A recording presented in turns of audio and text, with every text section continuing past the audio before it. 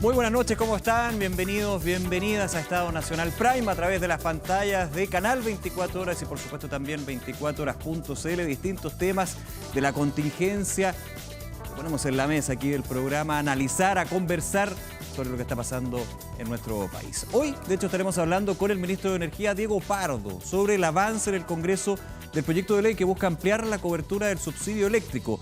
También de otros temas bien interesantes, los paneles solares para la clase media y el aumento de compensaciones para los clientes, un tema que ha sido también tema de discusión, digamos, durante este año, para que no decir también de otros. Y con nuestro panel político aquí en Estado Nacional Prime hablaremos del nuevo Ministerio de Seguridad Pública, de las nuevas filtraciones, la polémica también que se ha generado al respecto y de la posibilidad del aumento de impuestos a quienes ganan más de 6 millones de pesos. Aquí comienza Estado Nacional Prime.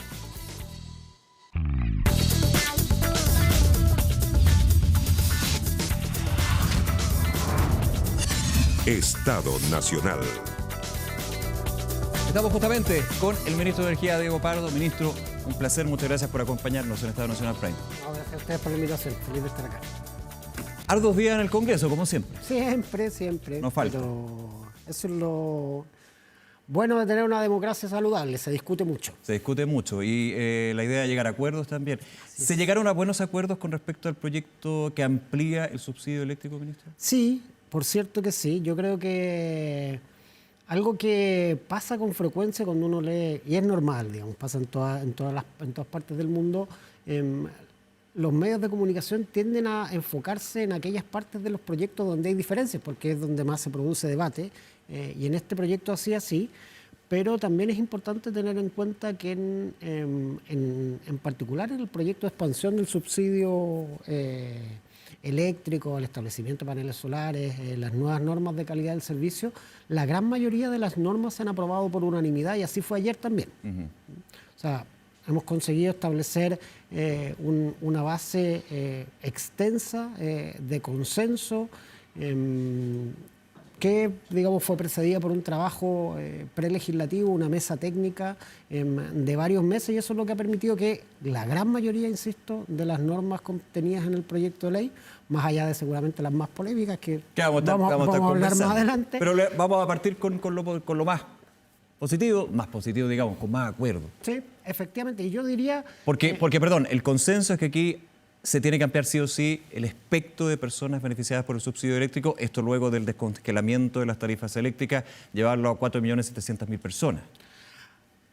Hay un consenso, o sea, se aprobó por unanimidad el pilar público, el pilar fiscal, por así decirlo, que destina la mayor recaudación de IVA que va a producirse producto del aumento tarifario a la expansión del subsidio.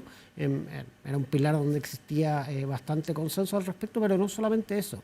Tanto en esta sesión como en las sesiones de las semanas pasadas se han aprobado con amplio consenso un conjunto de normativas, por ejemplo, para proteger los derechos de las familias de electrodependientes, que esto es algo muy importante, especialmente a la luz de lo que pasó en invierno pasado. ¿Qué falta en la norma en ese sentido, ministro, para proteger a las familias de electrodependientes? Para empezar, sanciones más estrictas. El día de ayer se aprobó por unanimidad también una norma que considera que cada infracción que se produzca respecto de la calidad de servicio de los electrodependientes se va a considerar como una infracción distinta donde las multas se pueden sumar. Y por lo tanto, eso genera una disuasión mayor que esperamos que permita evitar que cosas como las que pasaron el último invierno se vuelvan a repetir. Ahora, entendiendo como un disuasivo para que las empresas distribuidoras sean más potentes, digamos, en que los electrodependientes tengan sistemas de resguardo en tu corte. Efectivamente, también es importante decir que no todas las empresas distribuidoras respondieron igual. Hay muchas de ellas que ya contemplan sistemas de respaldo, o sea, que ya tienen sistemas de respaldo permanentemente en los domicilios de las familias electrodependientes y otras que no. Esperamos que esto termine de empujar a que eso sea una norma más extendida entre los distintos distribuidores. La semana pasada también se estableció que los electrodependientes iban a recibir de manera prioritaria el subsidio, o sea, en el caso de que los fondos no sean suficientes para completar la nómina, van a tener prioridad y también van a tener prioridad en la respuesta las familias de electrodependientes. También se aprobó la norma que permite hacerles llegar el subsidio con independencia de si pertenecen o no al tramo del 40% más vulnerable. Ya, solo por el hecho de ser electrodependiente. Efectivamente, por el hecho de estar en el registro de pacientes electrodependientes que llevan las distribuidoras. O sea, por eso también se ha hecho el llamado y en eso también algún minuto hubo crítica de tener que acudir, digamos, para estar en ese registro y tener que pasar por varios, no sé si filtros, pero procesos para estar en el registro. Hemos hecho, o sea, y se han hecho algunos cambios trabajando en conjunto con las organizaciones sociales de familias de electrodependientes. Y hablando de lo importante que es construir consenso, yo quiero destacar que ahí también lo que uno ve, bueno, por un lado, un liderazgo muy importante de las organizaciones de la sociedad civil, de Luz para Ellos, que es una organización que tiene años dando esta lucha por los derechos de los electrodependientes y su líder, Carito González, pero también esto ha sido recogido tanto por parlamentarios de gobierno como de oposición. En el caso de parlamentarios de gobierno, Marisela Santibáñez tenía un liderazgo de hace mucho tiempo, pero también por el lado de oposición, Giovanna Ahumada, y esa capacidad de construir en conjunto es lo que ha permitido que tengamos todas estas normas, o sea, el miércoles pasado, pero también los miércoles de las últimas 2 semanas, todas las normas que tienen que ver con derechos de electrodependientes se han aprobado por unanimidad. Ya. Pasa de hecho a la Comisión de Hacienda de la Cámara. Nos quedan un par de artículos, por resolver en la discusión particular el próximo miércoles y después nos vamos haciendo. Sí. Vamos a estar hablando de eso. Ahora, pregunta que muchos se pueden estar haciendo. En los tiempos y el cronograma que ustedes como colegisladores, el gobierno tiene y también en el trabajo en conjunto con el legislativo, ¿se estarían cumpliendo los plazos? Pensando es que enero viene una nueva alza, la tercera alza de tarifa. Efectivamente, o sea, no es ningún secreto que estamos atrasados respecto al calendario que originalmente habíamos planificado en la mesa técnica. Obviamente este es un calendario que vamos a tener que recuperar más adelante. Ahora hay herramientas para hacerlo, digamos, no es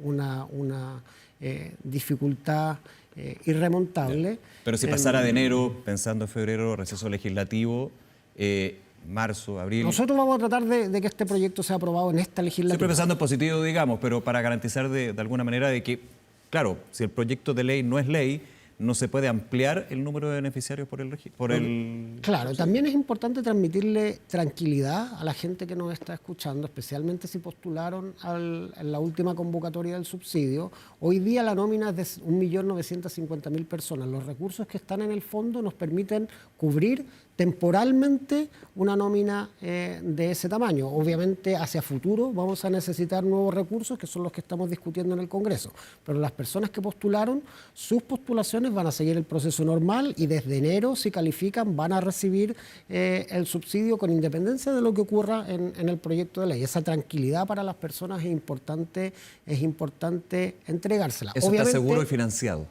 Eso está financiado en el presente. Obviamente para poder sostener este esfuerzo hacia el futuro necesitamos los nuevos recursos y para seguir extendiendo la nómina también necesitamos los nuevos recursos de la ley.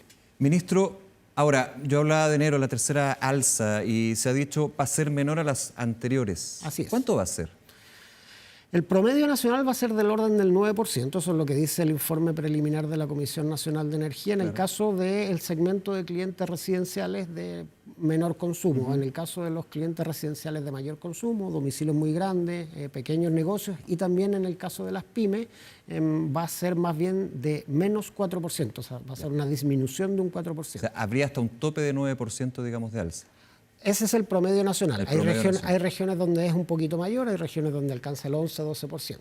De todas maneras, cuando empezamos con este calendario de estabilización en junio, a mediados de este año, el pronóstico era que cada escalón iba a ser del orden del 20%, pero especialmente desde el último escalón, y esto fue algo que, digamos, dijimos en su momento, había que esperar la evolución del tipo de cambio. Sí. Nuestros contratos de suministro eléctrico son muy sensibles a lo que ocurra en materia de tipo de cambio, y lo que ha ocurrido es que durante esta segunda mitad del año las condiciones macroeconómicas internacionales más favorables, pero también la estabilidad que ha tenido nuestra macroeconomía permiten que el tipo de cambio haya sido más bien cercano a los 900.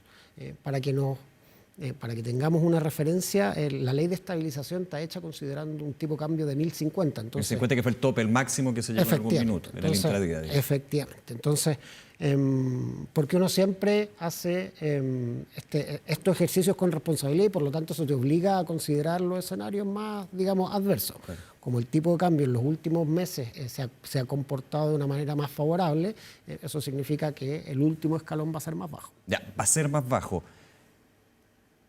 Una pregunta que también se hacen muchos.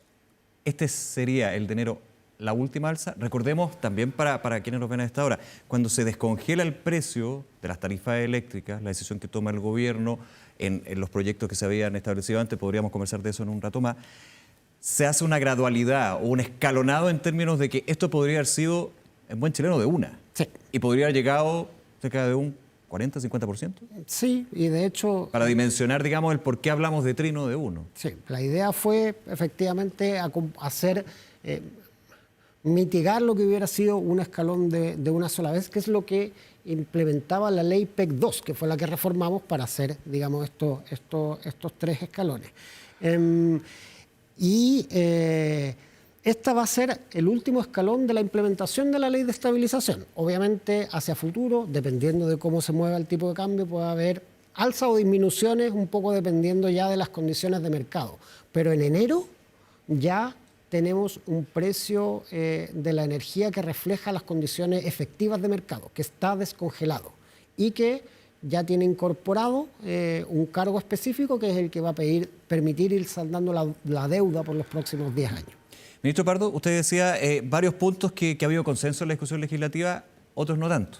No solamente legislativo, sino también con la industria, principalmente con los pequeños medios de generación de distribución, los PMGD, con el cargo FED, Fondo de Estabilización de Tarifa, porque el tema del IVA, ahí estamos bien, digamos. Sí. Cuando vamos al cargo FED, desde sociedades de inversión internacionales que tienen participación en pequeña y mediana generadora acá, se ha dicho, esto va a ser un cargo extra y que va a generar una desinversión. Es decir, lo voy a parafrasear, palabras mías, olvídese más adelante de nuevas plantas de energías renovables, más encima.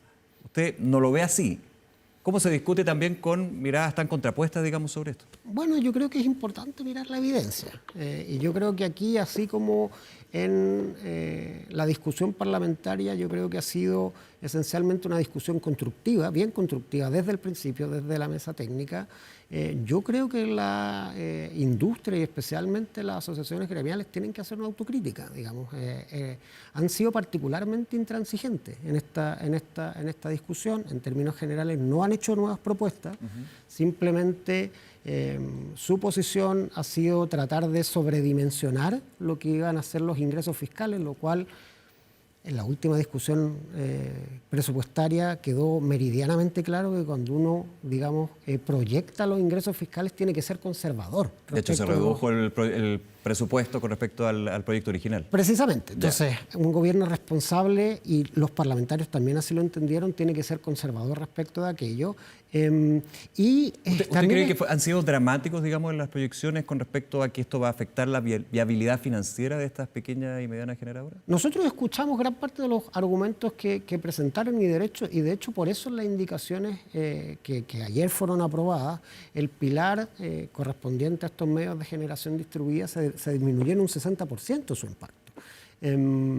Ahora, cuando uno mira el tenor del tipo de cosas que se mencionan, el hecho de que con el solo anuncio se paralizaron inversión y todas estas cosas. Yo ayer mostré en la comisión, de hecho, declaraciones textuales de un representante de los medios de generación distribuida que no habían sido hechos este año, sido hechas el 2019, y no respecto de algo que haya hecho esta administración, sino respecto de una propuesta de modificación que hizo en su momento la ministra Jiménez del gobierno del expresidente Piñera, y las declaraciones son prácticamente textuales, son calcadas lo que decían en el 2019 de lo que decían ahora. Ahora, pero entre 2019 y 2024 no se ha hablado o no se ha presentado un proyecto que pueda generar un cargo extra, digamos, a la generadora. Está bien, pero si cada vez que discutimos las normas que rigen un segmento de la industria, vamos a tener amenazas de desinversión y argumentos de este tenor, entonces yo creo que uno no se puede tomar muy en serio ese tipo de manifestaciones cuando básicamente, digamos, se dijeron en su momento, no pasó nada. Ahora tampoco creemos que vaya a ocurrir algo de esa naturaleza. Eso por el lado financiero, pero aquí también hay otra era que es bien relevante y lo podríamos ampliar a tantos otros proyectos de energía, minería, para qué decir, la certeza jurídica, o que se termine con la certeza jurídica, que se genere una incertidumbre jurídica y que de alguna manera, vuelvo en buen chileno, se cambien las reglas del juego. No, pero es que, a ver, yo creo que estamos en un momento particular, o sea, esto es un momento extraordinario. Tú mismo lo decías, estamos hablando de que a los clientes residenciales les va a aumentar el precio de la luz en el orden de un 60%.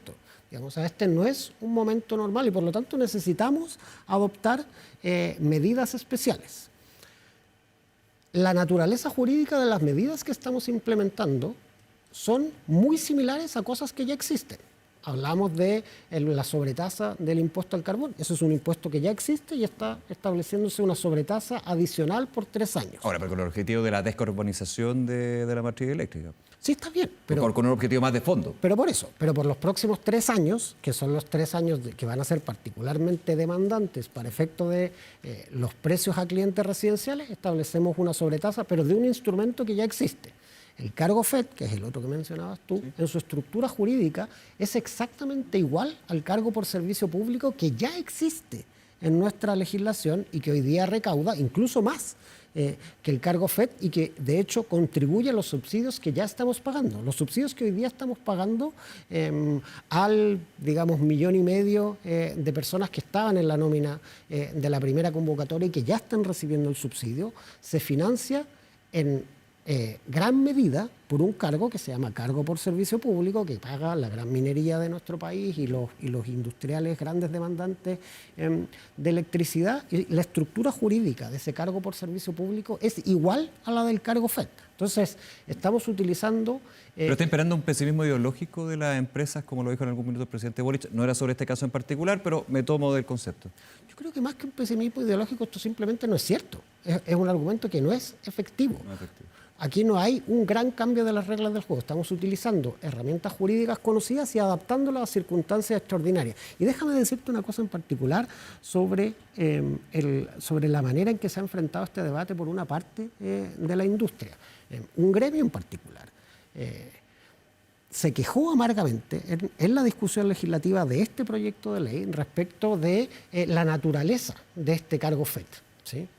Ese mismo gremio, y está textual de la historia de la ley, cuando se legisló el cargo por servicio público, que como te digo son básicamente iguales, lo consideraba una muy buena política pública. Pero este no. Y de hecho decían que era muy buena política pública porque no pasaba por rentas fiscales, o sea, por esta idea de autocontención que hoy día les molesta, que hoy día consideran inconstitucional, hace un par de años la consideraban una buena política pública. O sea, no es que no cuadra, digamos.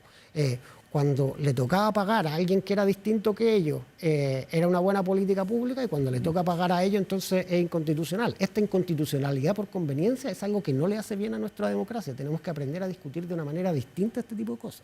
Ministro, nos quedan unos minutos, lo planteaba también al inicio de nuestra conversación, paneles solares para la clase media, y esto ha sido una práctica, una política pública que se ha implementado en otros países. En Chile también. En Chile también, pero se quiere ampliar. Eso es.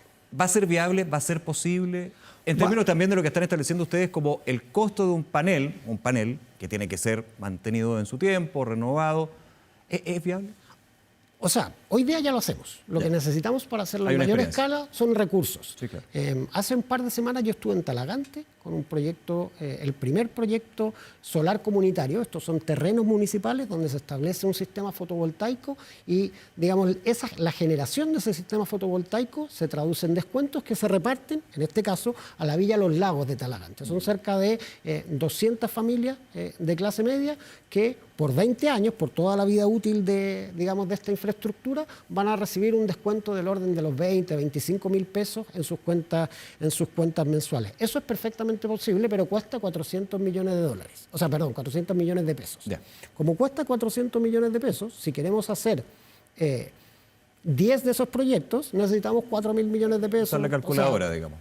Y tomar los recursos. Y el tema del almacenamiento, que esto es a nivel de industria de energía solar, por ejemplo. Bueno, en general. El tema del almacenamiento, yo creo que es una muy buena noticia lo que está ocurriendo, la manera en que el mercado ha reaccionado a las señales que se están produciendo en el mercado mayorista, y el mercado del almacenamiento es, yo diría, el mercado más dinámico, o sea, el subsegmento más dinámico del mercado eléctrico hoy en día. Para evitar el vertimiento de energía, que es cuando se pierde la energía que se puede producir. Perdón los simplistas del número, pero se produce 5 y al final se utiliza 3 y ese margen se pierde. Efectivamente, no se consigue inyectar al sistema y por eso hay una oportunidad importante para el negocio del almacenamiento. Nosotros como país nos fijamos una meta de llegar a 2 gigas de almacenamiento al 2026.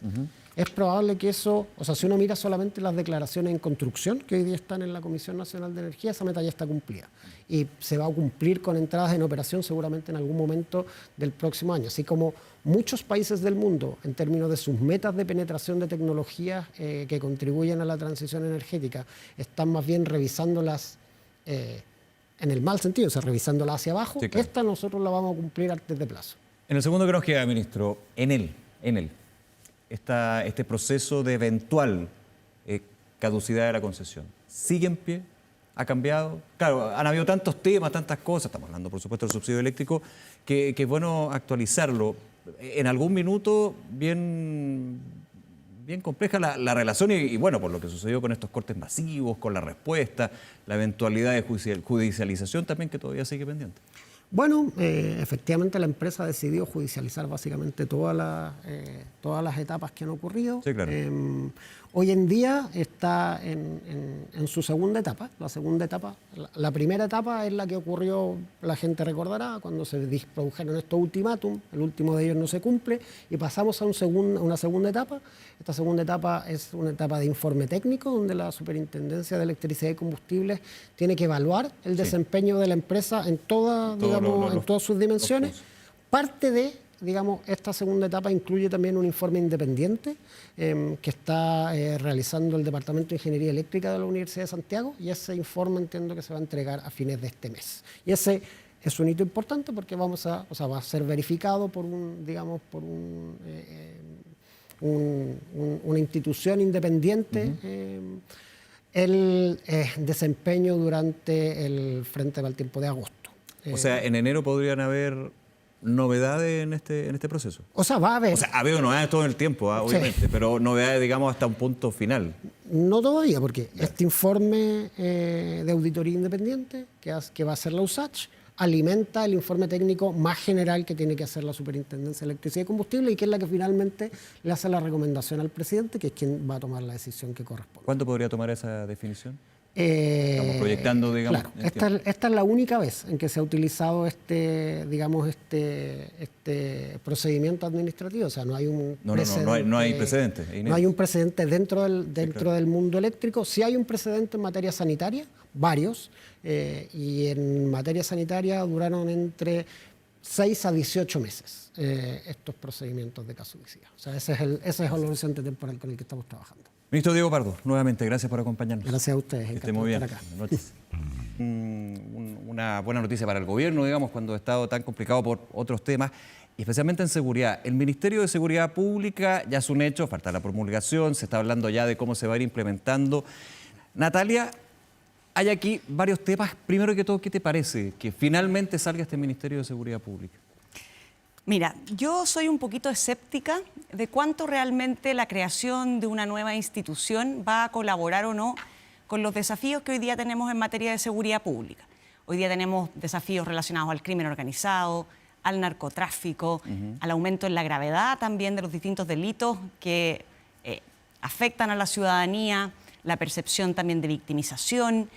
Y yo pongo esa interrogante porque la verdad es que, por ejemplo, tenemos una subsecretaría de prevención del delito creada, yo diría que hace ya quizás una década. Y creada cuando se estaba discutiendo la posibilidad de un Ministerio de Seguridad Pública. Correcto. Sí.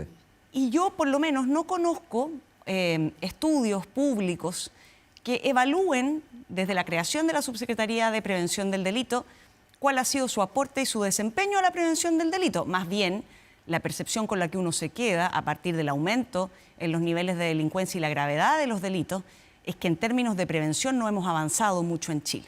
Entonces, ¿cuánto una nueva institucionalidad coopera con el objetivo? Es una gran interrogante. Luego, este ministerio viene creando una serie de sistemas de coordinación, de gestión, de distintas instituciones relacionadas con el combate al crimen y a la delincuencia, que va a requerir un esfuerzo de implementación sustantivo. Entonces, no es indiferente ahora, en la dictación de los decretos con fuerza de ley, en el diseño ya más interno de ese ministerio, los profesionales que van a llegar a ese ministerio, si eso va a quedar efectivamente bien implementado. Por lo tanto, mi primera posición o aproximación al tema es más bien de escepticismo y de cautela, y de bajar las expectativas, creo yo, en la población a partir de la creación de este Ministerio de Seguridad Pública. ¿Capita?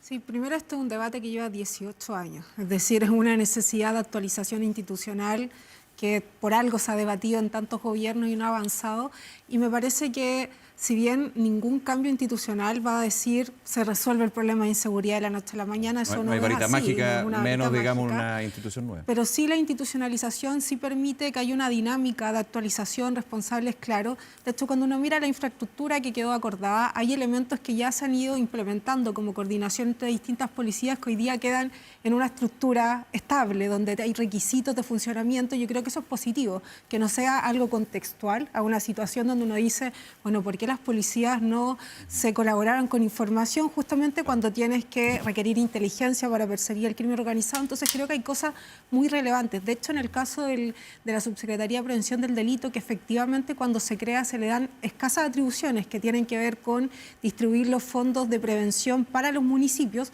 para funciones muy acotadas, y en la conversación legislativa se incluyen otras facultades para que efectivamente cuando hablamos de prevención del delito haya prevención del delito, que tiene que ver, por ejemplo, con la coordinación con todas las entidades del Estado que interactúan en la prevención del delito. ¿Eso no estaba pasando ahora? Es que en prevención del delito faltaban atribuciones, acá se agregan para poder decir necesitamos más factores, y hay varias cosas que sí estaban ocurriendo, pero no en una institucionalidad organizada. Por eso cuando digo la coordinación con las policías, ahora se crea una cosa que se llama SICPLA o algo por el estilo que las contiene, las articula.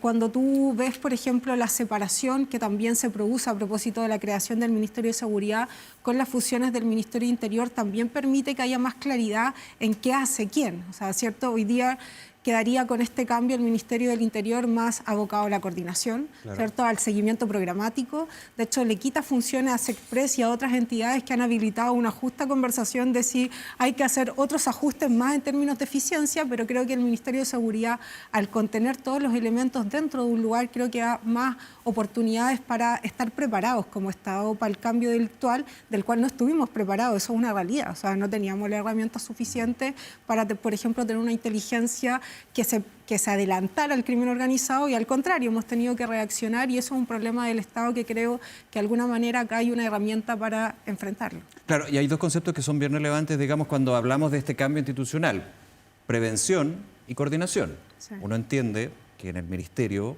y con las Ceremis de seguridad se coordinan con las policías, y la prevención tiene que ir de la mano de los delegados de los gobernadores, porque también hay toda una discusión, bueno, los mismos gobernadores que han dicho, oiga, este gobierno nos dijo en campaña que el delegado presidencial ya no va a existir y nosotros vamos a tomar esas funciones. Sí. También hay un tema aquí bien relevante, ¿no, Natalia? Relevante en términos de la discusión institucional con las figuras que se van creando y las ya creadas. Sí, y de hecho yo creo que esa interrogante es muy pertinente, porque uno al final tiene que terminar de entender si esta nueva burocracia que se está generando es una burocracia que va a colaborar con la prevención y con el combate al crimen, o si al final va a terminar obstaculizando. ¿Burocracia es per se negativo? No es per se negativo. Porque el concepto siempre ha sido bien demonizado por razones obvias. Sí. Pero el problema es cuando tú estableces distintas capas y no está claro, por ejemplo, el nivel de detalle de la funcionalidad de esas capas y cuán ambiguas están planteadas esas funciones, qué le corresponde hacer al CEREMI, al delegado, al gobierno regional. ¿Qué atribuciones van a tener? ¿Cómo se van a coordinar esas distintas instancias y distintos niveles gubernamentales? Es una interrogante bien grande hoy. Camila planteaba otra interrogante, que es Ministerio del Interior, que ahora quedó cumpliendo otras funciones. Tiene una función de coordinación política. Una especie de primera ministra. Claro, porque por ejemplo tiene Pero sí las funciones de una primera ministra. Claro, y tiene una función que yo encuentro que puede prestarse para ciertos roces en términos de cuál es el rango del ministro del Interior versus otros ministros, ¿no es cierto? Que es que de alguna manera va a poder pedirle una suerte de rendición de cuenta a los otros ministros en general, de cómo están cumpliendo sus distintos objetivos y va a poder de alguna manera evaluar el cumplimiento de esos objetivos y exigir cambios de rumbo. De hecho, en el proyecto original era bien distinta la situación. En algún minuto se hablaba de la posibilidad que este ministro o ministra del Interior no designara a los cargos ministeriales, pero sí tuviera que pasar por una especie de venia. Eso, de hecho, fue rechazado por la oposición. Eso se rechazó y a mí me parece bien, porque efectivamente nosotros tenemos un régimen presidencial y es el presidente al final el que coordina a sus ministros y asignará las tareas conforme la Constitución y la ley le permiten. Pero entonces tú hoy día tienes un ministro coordinador, pero en la ley de las Express, el ministro Elizalde también es un ministro coordinador, se van a producir topes ahí y uno tiene que ver cómo esos topes se van a ir desenredando. Por eso es que, per se, la burocracia no es necesariamente negativa, pero vamos viendo cómo se entrecruzan estas distintas atribuciones en estos ministerios que yo creo que van a generar un cierto overlap de funciones y eso puede generar al final mayor tapón que mayor expedición en la solución de los problemas tanto de coordinación política como de combate a la delincuencia. Y había una crítica bien profunda con este ministerio, que es el número 25, sí. 25, que es aumentar el Estado cuando el camino debería ser otro. La derecha principalmente ha hecho esa crítica. ¿Qué opinas tú, Camila, de esto? A ver, y el costo una finalmente. cosa es que aumente un ministerio. De hecho, le preguntaban, entiendo, a la ministra del Interior de cuántas personas nuevas hay que contratar y ella hablaba de una reubicación de como 780. 120, hay una reubicación y 120 nuevas funciones, nuevos, digamos. nuevas funciones propiamente tal. Y la pregunta es, por ejemplo, en la reubicación de funciones que estaban en SECPRES, ¿qué pasa al interior si sucede lo mismo? Yo creo que este ejercicio de pensar un Estado más eficiente y moderno para las necesidades de hoy día, yo creo que es imprescindible de abordar. O sea, y si esa conversación nos lleva a decir con 25 estamos bien o 24, creo que es más accesorio que la pregunta principal de qué tipo de Estado necesitamos activo para resolver los problemas. Perdón, ¿pero una discusión accesoria, Natalia? Ahí tomo un punto para seguir. Tiendo a discrepar en el siguiente sentido, en que hoy día Chile no es un país desarrollado, un país que está intentando caminar hacia el desarrollo, es un país que está con problemas hoy día de sostenibilidad fiscal. Tenemos mayor gasto hoy día, en este año, del que necesariamente debiéramos caminar hacia para aminorar el déficit fiscal que tenemos. Entonces, uno tiene que poner en la balanza, obviamente, el buen uso de los recursos públicos, pero el costo de oportunidad de esos recursos, ¿no es cierto? Entonces, si yo tengo varias necesidades, como por ejemplo, acortar las listas de espera en salud, tengo problemas migratorios, ¿no es cierto? Y tengo que poner mayores controles en la frontera, que eso el Ministerio de Seguridad nuevo, la verdad es que queda bastante al debe.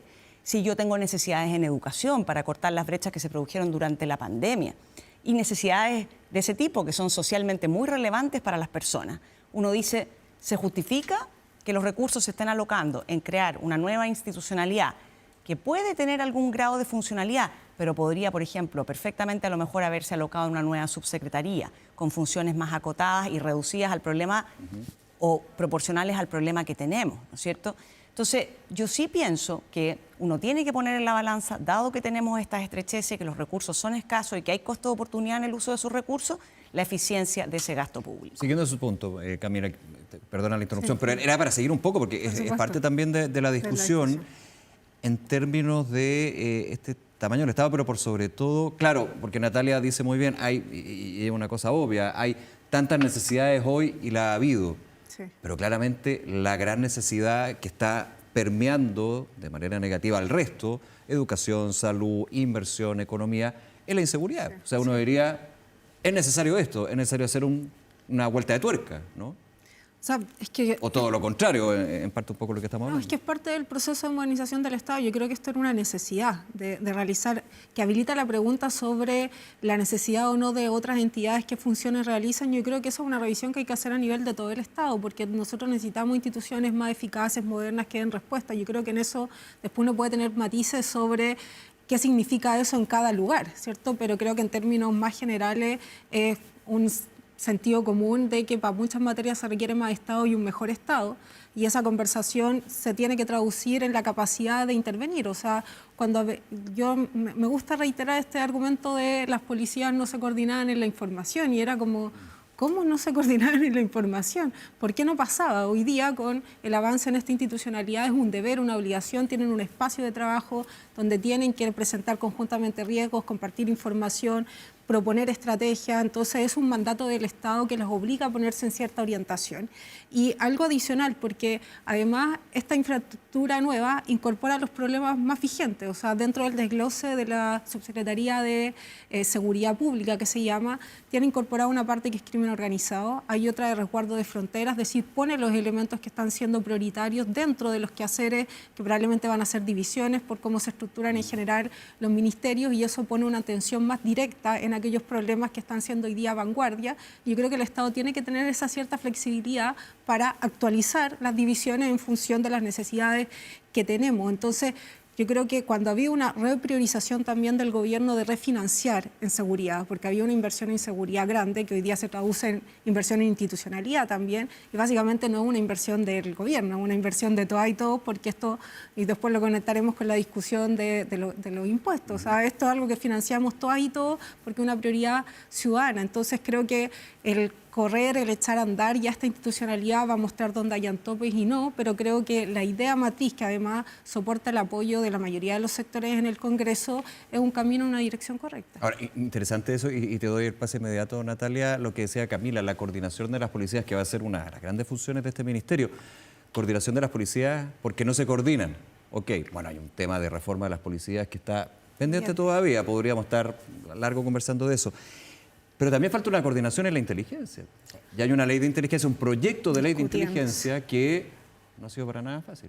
Sí, yo de hecho, mira, uno a veces cuando ve la agenda legislativa en materia de seguridad, uno dice, ¿qué tan prioritario era tener un Ministerio de Justicia versus otras reformas que están en trámite y que yo creo que son quizás previas o son la base para un buen funcionamiento eventualmente de esta nueva institucionalidad? Por ejemplo, tú mencionas la ley de inteligencia, la modernización de la institucionalidad de inteligencia en nuestro país, pero también, por ejemplo, las reglas del uso de la fuerza, ¿no es cierto? O sea, si nosotros vamos a ponerle un foco al control de las fronteras y vamos a darle, por ejemplo, algunas funciones a las Fuerzas Armadas, fuerzas que no están diseñadas originalmente para hacerse cargo del orden público, pero no tenemos reglas del uso de la fuerza, bueno, la verdad es que vamos a quedar cojos. Ahora, lo mismo que la inteligencia. Las dos existen. Existen. Pero hoy día hay un proyecto de ley Sí, no, y ese proyecto de ley cambia, está las modifica. durmiendo, las modifica y ha Ampliar tenido... ante la eventualidad de estado de excepción.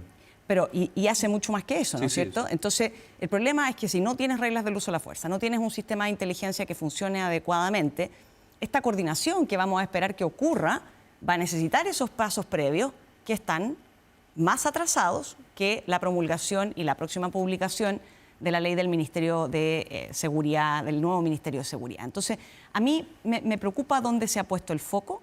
Se ha puesto el foco en crear esta nueva institución con enormes desafíos de implementación, pero que requiere leyes de base que a mi juicio eran tanto más prioritarias o urgentes y que están hoy día de alguna manera atascadas en la discusión legislativa. Ahora, pero este punto, en términos de qué proyecto primero, cuál después, digamos, de una agenda ambiciosa y necesaria, Camila, aquí uno diría, ¿hay una responsabilidad compartida o del gobierno, digamos, que impulsa, no quiero decir uno por sobre otro, pero finalmente los resultados nos muestran que de estas grandes reformas, primero está el Ministerio, falta el tema de la ley de inteligencia, las reglas de uso de la fuerza, que son mucho más, no mucho más debatidas, pero sí generan más escozor, digamos, a nivel legislativo, poniéndolo en el ámbito del Congreso?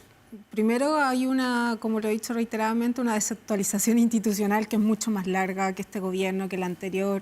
Un problema que tenemos ahí sobre cómo abordar preventivamente la situación del cambio de violencia que vivimos. Eso es una realidad.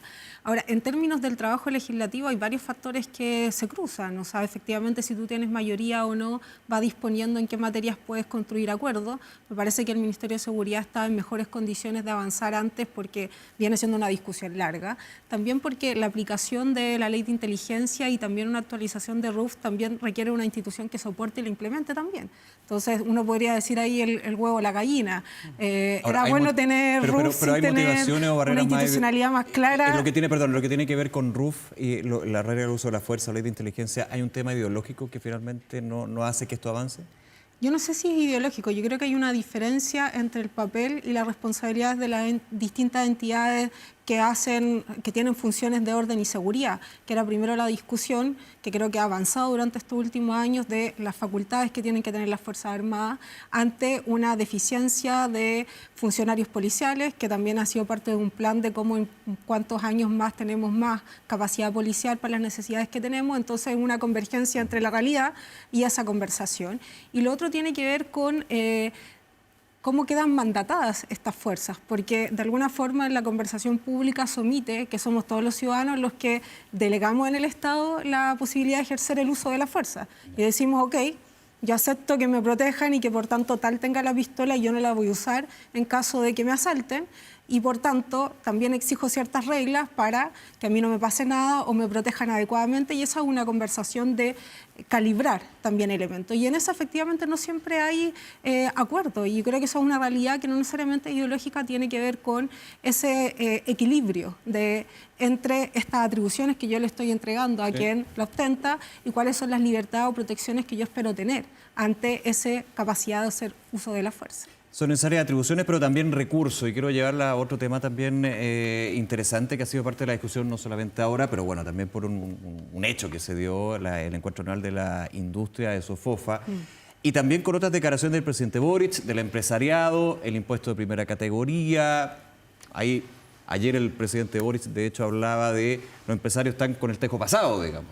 La presidenta de la SOFOFA dijo, bueno, el tejo pasado siempre se da en una negociación cuando estamos hablando del impuesto a la empresa, de pasar de un 27 a un 25%, cuando los empresarios quieren 23%, pero hay un tema que genera y se va a ver difícil, digamos, para un cambio tributario, no sé si hablar de reforma o no, porque ya hablamos de pacto fiscal, que tiene que ver, Natalia, con aumentar el impuesto a los ricos. El presidente decía, los ricos tienen que pagar más, tienen que ponerse más. Sí, mira, a ver, varias consideraciones. Estamos un poco dando vuelta, ¿o no? Sí, a ver, yo, respecto a lo primero del tejo pasado o no pasado, yo la verdad es que no podría calificar si el empresariado, digamos, o la propuesta técnica es que el impuesto de primera categoría baje a un 23%, es difícil decir que eso es un tejo pasado. ¿Y por qué lo digo? Un antecedente de la OECD, digo. Claro, porque justamente por eso, porque cuando uno mira hoy día el promedio de la OECD, está en el orden de 23%. ¿Ya? De hecho, los que estamos con el tejo pasado hacia arriba somos nosotros, ¿ya? Los chilenos. Entonces, cuando uno plantea una rebaja de un impuesto desde 27% a 23%, en realidad es para quedar con un nivel más o menos parejo con lo que tiene la OECD. Y competitivamente no quedamos mejor, ni somos capaces de atraer a lo mejor más inversión por un sistema tributario, que hoy día hay competitividad tributaria para elegir dónde yo invierto. No quedamos mejor que otros países que son más desarrollados que nosotros. ¿Ya? Vamos a quedar al nivel. Entonces, tejo pasado, a mí me parece que estamos lejos del tejo pasado. En los últimos años hemos ido incrementando el impuesto a las empresas. Pasamos de un impuesto que en algún minuto fue cercano al 12 o al 15% y saltamos al 27%. Y la verdad, coyunturas que lo llevaron también a eso. Claro, pero la pérdida de PIB que uno puede atribuirle al alza tributaria es del orden del 8 puntos del PIB. Entonces, cuando uno dice, yo voy a plantear bajar de 27 a 25, es bien discreto, por así decirlo, es bien discreto el PIB que vamos a ganar eventualmente con esa reducción de impuesto de primera categoría, ¿ya? Y luego, porque aquí se plantea que, como tú bien decías, esta reforma tiene que ser neutra, se dice, ¿ya? Y para neutralizar el efecto en términos fiscales se propone un alza de impuestos. O sea, más que neutro, compensar con otras fuentes de ingresos. Claro, o sea, para que en el fondo tenga un efecto en términos de los ingresos neutro, ¿verdad? Que no deje de recaudar más el fisco, ¿ya? Y entonces se plantea un impuesto parejo a los dividendos, se plantea además un impuesto de salida, cuando se paga por primera vez el dividendo a la empresa, de un 4% y el parejo en un 16%, más otros impuestos que se plantean a sí mismos, por lo menos la información que existe hoy día. Entonces, ¿Qué es lo que ocurre ahí? Que una cosa es que sea neutra respecto de los ingresos fiscales, pero otra cosa es que produzca un impacto neutro en la economía, ¿ya? Y no lo va a producir. Ahora, pero aquí que siempre, y esto no es nuevo, se habla, perdón la expresión, pero se habla del cuco. Cuando aparece el cuco, cuando es que los empresarios están diciendo, y esto siempre, que no es el minuto para, no es el minuto de, y finalmente... Que realmente el cuco lo hemos vivido, Claro. Porque lo único que hemos hecho... Déjame no compensarlo, pero impuestos. equilibrarlo, porque aquí es bastante transversal ese cuco, porque al mismo tiempo escuchamos del propio presidente Boric cuando habla del pesimismo ideológico. Aquí los inversionistas extranjeros están felices invirtiendo en Chile, pero los inversionistas nacionales están yéndose afuera.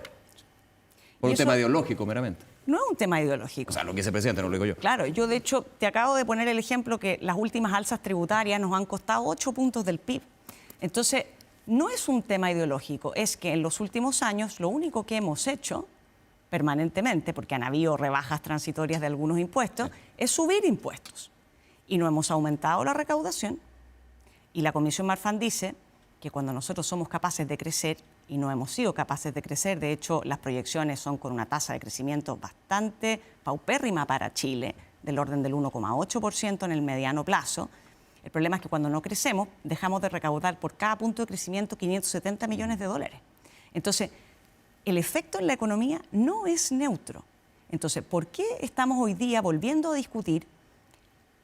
Los impuestos además tienen una suerte como de vencimiento, de ciclo. Estamos siempre subiendo la tasa marginal del impuesto que reciben las personas, el que deben pagar las personas. Pero llega un minuto en que aunque tú sigas subiendo el impuesto, esas personas tienen un desincentivo a generar una mayor cantidad de renta. Entonces, no podemos estirar el chicle tributario pensando que esa es la única fuente de recaudación. Más bien, creo yo, hoy día debiéramos poner el foco en cómo crecemos más para recaudar por cada uno de esos puntos de crecimiento la cantidad de millones de dólares que eso implica, cómo somos un poco más austeros en el uso de los recursos fiscales, cómo reducimos el gasto fiscal que hoy día no es eficiente. ¿Hay espacio para subir el impuesto a las personas? ¿O se está estirando el chicle tributario, como dicen? A ver, no hay que olvidar que se presentó un proyecto el 2022 cuya idea de legislar fue rechazado, que contenía, ¿cierto?, tanto la discusión del impuesto a los superricos como esta otra conversación sobre hacer más simétrica la distribución entre el impuesto global complementario y el impuesto de primera categoría. Eso era parte del modelo inicial, más el pacto como para evitar la evasión y la elusión. Ese era el plan completo del gobierno que había bastante consenso en la ¿cierto? práctica anti-ilusión y evasión, digamos. Que es la parte que avanza, que es la parte que avanza efectivamente, y luego queda esta otra conversación que tiene que ver con el impuesto a la renta. Entonces, es una historia un poquito más larga, como va a ponerla sobre la mesa, y hoy día la pregunta es si tenemos la capacidad de avanzar hacia un sistema que tenga capacidad de recaudar más, pero además de redistribuir mejor, que es otro componente también de la conversación que está sobre la mesa y que justamente por eso parte de una de las dimensiones de la propuesta era si se elevan o no el impuesto a las personas que ganan más de 6 millones. Claro, pero en un minuto se hablaba de 4 millones. De 4 millones que eran más bajos, sí, y ahora se está hablando de 6 millones y que queda desplazada la otra parte de quienes ganan mucho más que 6 millones, que un porcentaje, un 1% de la población, porque también, que era la parte inicial de abordar la redistribución. Desde el gobierno se ha hablado de los súper ricos, sí, en campaña también, y de los ricos. Así es. Ahora, la pregunta también que uno se hace, y hay que ponerla, digamos, en la conversación, si una persona, tomando la última cifra, digamos, una persona que gana 6 millones de pesos brutos, ¿es rica? Claro, si uno lo pone en la población general, uno podría decir que sí, pero igualmente no es una persona que está con lujo, digamos, ¿no? O sea, entiendo que en las proyecciones una persona que gana 6 millones tendría que pagar impuestos como de 600.000 pesos, 700.000 pesos más o menos el pago de impuestos, considerando que tenemos una parte exenta de la población de pagar por razones evidentes, es decir, su capacidad contributiva es poca, son personas que ganan 700.000 pesos, 800.000 pesos. Que se entendería también, perdón, el concepto que se ha utilizado desde el propio presidente de hablar de súper ricos, pasar a ricos y hablar de los que ganan más. ¿Se entendería también por ese lado? O sea, los que ganan más, yo creo que es un elemento más declarativo, pero yo creo que la categoría súper ricos no es una categoría exclusiva acá, es parte de una conversación internacional. En el G20 recientemente se discutía de cómo se avanzaban en políticas porque justamente había un incremento de evasión de quienes ganan más en muchos países, que es un fenómeno como mucho más grande que el que tenemos en Chile. Entonces, ese es un concepto, yo a mi parecer, instalado. Y en la categoría en Chile está en la distinción de los tramos. O sea, hoy día tenemos efectivamente una conversación sobre que las personas que ganen más de 6 millones paguen más impuestos. Eso es proporcional luego en la distribución de ese impuesto según cuánto gana, o sea, alguien que gana 10 millones, 12 millones, 15 millones, va modificándose, ¿cierto?, esa carga impositiva. Pero eso es una dimensión de la conversación que tenía que ver también con equilibrar con la discusión de si se baja o no el impuesto corporativo, en el sentido de perseguir justamente las rentas que a veces por movimientos de la empresa dejaban, ¿cierto?, de ser grabados y por tanto las personas que ganaban más no pagaban efectivamente lo que ganaban más, y esa era la conversación del equilibrio. Entonces traspasarlo eso al impuesto global complementario y sacar un poco del impuesto corporativo, pero eso solo se entiende en términos de ese equilibrio. Si es solo una u otra, pierde el objetivo, que tenía que ver con recaudar más y mejor, y la conversación, yo creo que la redistribución queda quizás para otro momento, pero yo creo que lo que no hay que dejar fuera es poder plantear la conversación, porque la conversación de los impuestos, como lo decía antes a propósito del Ministerio de Seguridad y cómo se redistribuyen y priorizan los recursos, es básicamente si como sociedad queremos tener un país que tenga muchos árboles. Bueno, tomamos una decisión y decimos, vamos a financiar tener muchos árboles, y eso son los impuestos. Los tienes que plantear. Los tienes que plantear. Requiere recursos, ¿cierto? Nos quedan 2 minutos. Ha sido muy interesante la conversación, pero por eso le hago la pregunta a las dos, digamos, para terminar este análisis. Pacto fiscal. Ya no reforma tributaria, pero el tema tributario está la discusión. Está la reforma previsional. El cronograma en enero va a ser bien clave lo que pasa ahí en el Senado. No le acuerdo. Y reforma política, que quizás es menos sexy, pero es muy importante. Ahora tampoco hay mucho acuerdo. Estas tres, uno podría decir, ¿cuál pasa, cuál avanza? Pero yo agrego otro elemento. Elecciones parlamentarias y presidenciales. Sí. Natalia. A ver, yo creo que en el caso de la reforma tributaria el proyecto ni siquiera se ha presentado. Tenemos elementos hoy día que han trascendido a la opinión pública, pero el proyecto tiene que ingresar al Parlamento y, por lo tanto, yo avisoro ahí una discusión relativamente compleja, ¿ya? Sobre todo por el efecto que esto va a tener en la economía y porque Camila planteaba un punto respecto a la distribución posterior. Nuestro país no tiene, lamentablemente, un buen registro de que post-recaudación de impuestos seamos capaces de efectivamente redistribuir más equitativamente esos recursos por parte del Estado para quienes menos tienen, ¿ya? De hecho, somos uno de los países que post-recaudación tributaria menos disminuimos la desigualdad, ¿ya? Entonces, es una herramienta que tampoco ha dado en el clavo con el objetivo que se persigue. Yo tengo la impresión de que el gobierno va a poner el foco en la reforma de pensiones. Y porque ahí ha habido una comisión técnica y han habido precisamente conversaciones entre la oposición y el Ejecutivo para acercarse. Ahora, que el Ejecutivo ponga el foco ahí no necesariamente significa que vamos a terminar con un buen proyecto de pensiones. Y lo digo porque a mí me preocupa mucho en ese proyecto que el objetivo es mejorar las pensiones y yo no veo que en ese proyecto haya elementos suficientes para lograr ese objetivo. Más bien hay elementos que tienen que ver con la reorganización de la industria, tienen elementos que pueden introducir, con el nombre que queramos, préstamo u otro, un componente de reparto que, considerando las expectativas de vida de la población y el estado de las arcas fiscales, podría hacerlo insostenible. Por lo tanto, yo ahí no valoro que se llegue a un acuerdo, sino que el acuerdo sea bueno y de calidad para el objetivo. Perfecto. Si no lo es, no. Y en sistema político... Sí. En un segundo para pasar, porque nos queda un... En sistema político yo veo muchas dificultades. Creo que es una reforma inicial, débil, ¿ya? Necesaria pero débil, pero veo dificultades porque la Cámara ya puso el grito en el cielo, porque el Senado le estaba poniendo las reglas y además porque a mí me da la impresión que en el propio oficialismo, que ya hicieron presente al gobierno su molestia, no hay consenso. Camila. Sí, parto de atrás hacia adelante. Perfecto. En reforma al sistema político, no olvidemos que es la presentación de un senador, con apoyo de otros senadores, pero una presentación que no es la del gobierno, claro, probablemente. Entonces, nos falta conocer cuáles van a ser esas posiciones, ¿cierto? Y justamente porque previamente habían varias discusiones de cómo se resuelve la fragmentación, no hay solo una respuesta a esa pregunta, hay otra dificultad que tiene que ver con cómo los incumbentes se autorregulan a sí mismos, por eso la oportunidad del proceso constitucional es penosa en el sentido de que era una oportunidad de un órgano externo a los incumbentes que abordara el tema de las reformas políticas. Eso no excluye de que sean necesarias varias. en términos de disciplina parlamentaria. Yo creo que hay materias en las que hay acuerdo, pero creo que hay otras dificultades que son más de fondo y que obligan a una conversación un poquito más larga. En términos de la reforma de pensiones, me parece que ahí incluso lo cruzo con el desafío presidencial, porque cuando las derechas se plantean la posibilidad de ser gobierno el próximo año, para algunas son bastante conscientes de que el tema previsional siga abierto, es un gran problema, que genera malestar, desconfianza, y además porque en definitiva no te permite dar vuelta a la página y decir enfrentamos otros problemas que tiene el país. Entonces creo que hay un incentivo en unos sectores, sobre todo lo he visto en Renovación Nacional, de que avance un acuerdo. Ahora, las personas van a evaluar el acuerdo por cómo mejore sus pensiones concretamente, y esa conversación yo creo que tiene profundas diferencias ideológicas, y la pregunta es ¿quién ofrece un mejor mecanismo entendible para la ciudadanía de que sus pensiones van a mejorar mañana y no pasado?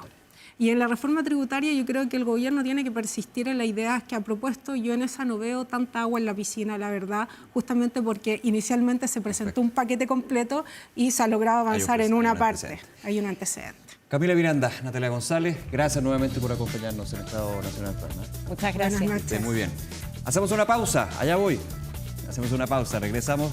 Nos vamos. No, estamos listos. Ya hablamos de todo aquí en Estado Nacional Prime por Canal 24 Horas, 24horas.cl. Que les vaya increíble. Muy buenas noches. Nos vemos. Chao.